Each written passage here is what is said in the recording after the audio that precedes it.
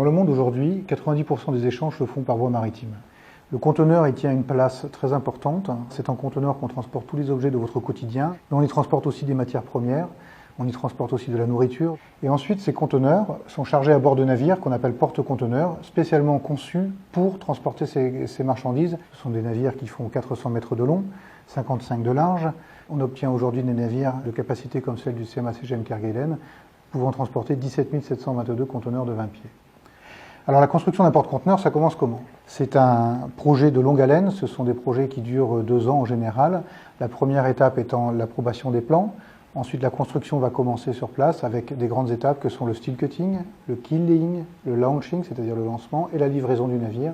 Un petit peu avant le début de construction, l'armateur, donc CMA CGM, et les équipes construction neuve de CMA CGM au siège de la société à Marseille ont passé 6 mois d'études à revoir les plans que proposait le chantier. Et c'est là qu'ont été optimisés tous les appendices sous-marins du navire, sa coque, son hélice, son moteur, mais aussi les emménagements. C'est là que nos standards d'emménagement ont été appliqués au navire, incluant des cabines passagers pour les voyages en cargo, incluant aussi l'aménagement de la passerelle. On a des passerelles aujourd'hui cockpit un petit peu comme dans les avions, avec les radars, les cartes de navigation électronique et différents systèmes qui permettent en permanence d'assurer la veille nautique et la sécurité de la navigation, et aussi de suivre les consommations énergétiques.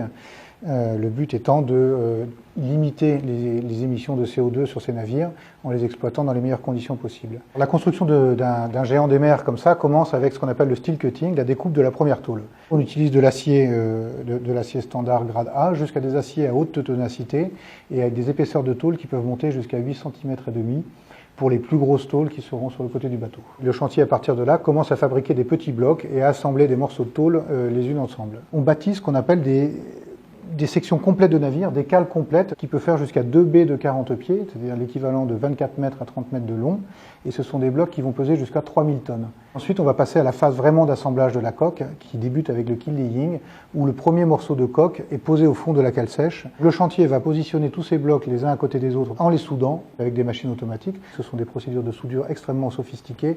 Cette phase d'assemblage du bateau en cale sèche va durer entre 2 et 3 mois environ. Sur un navire comme le CMA CGM Kerguelen, on va avoir une quinzaine de blocs qui seront assemblés. Le chantier va aussi poser le château machine, c'est-à-dire la partie avec les échappements au-dessus du moteur principal, et la partie emménagement du bateau, là où l'équipage vivra, ainsi que la passerelle qui est tout en haut.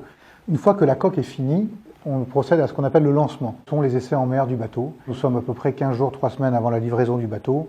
Donc notre équipe de supervision, accompagnée d'une partie des officiers du navire qui prendront le navire au neuvage, ce qu'on appelle pour son premier voyage, vont assister aux essais en mer. Les essais de gyration, c'est-à-dire de faire des ronds dans l'eau, vérifier que la barre et que tout l'appareil propulsif a été correctement dimensionné et installé, la vitesse du navire. On va mesurer le temps que le bateau met pour s'arrêter lorsqu'il est lancé à pleine vitesse, et puis on va tester différents automatismes du navire. Donc au retour des essais en mer, le reste de l'équipage du navire va rejoindre les officiers pour s'installer à bord, déballer tous les approvisionnements, tous les équipements qui serviront dans la vie de tous les jours, procéder à des exercices de sécurité, s'entraîner à repérer